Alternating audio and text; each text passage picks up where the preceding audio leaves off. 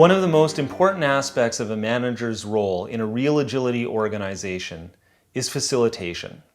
This is the idea of creating a safe environment in which people can have their discussions and do their work.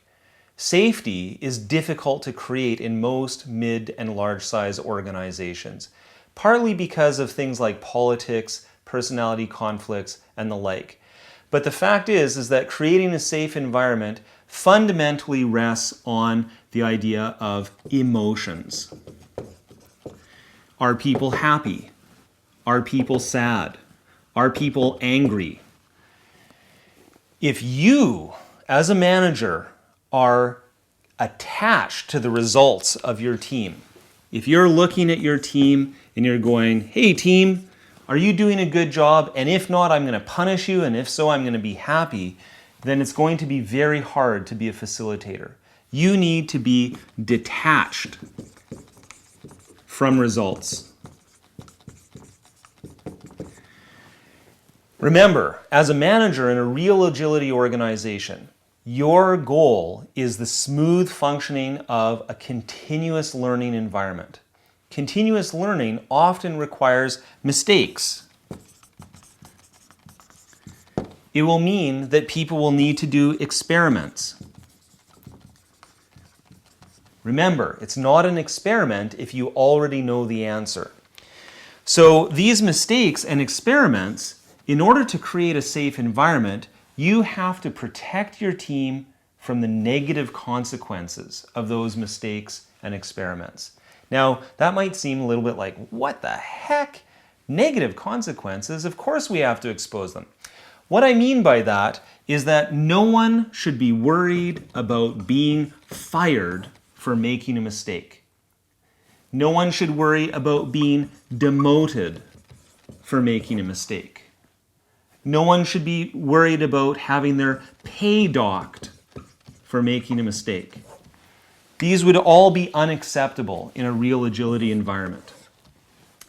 Instead, we need to focus on learning.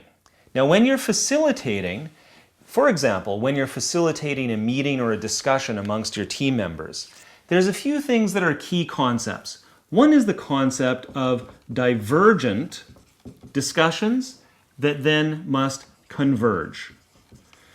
Now, in the divergent phase of a discussion, often lots of different ideas are being brought out. It's a little bit like brainstorming.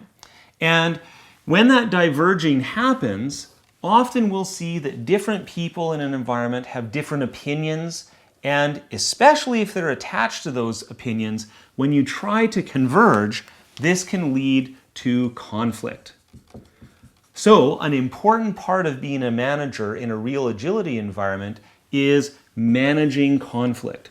Now, managing can mean mitigating, it can mean staying out of conflict or preventing it, but conflict isn't always inherently bad.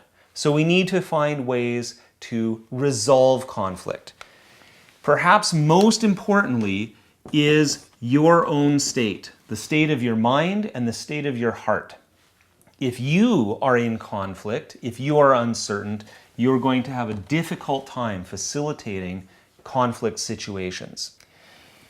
Again, detachment from results is probably the easiest way to prepare your mind and your heart so that you don't care personally about those results. We'll make it so that you are not attached, that you don't become upset, angry, or for that matter, happy with results that you aren't in control of.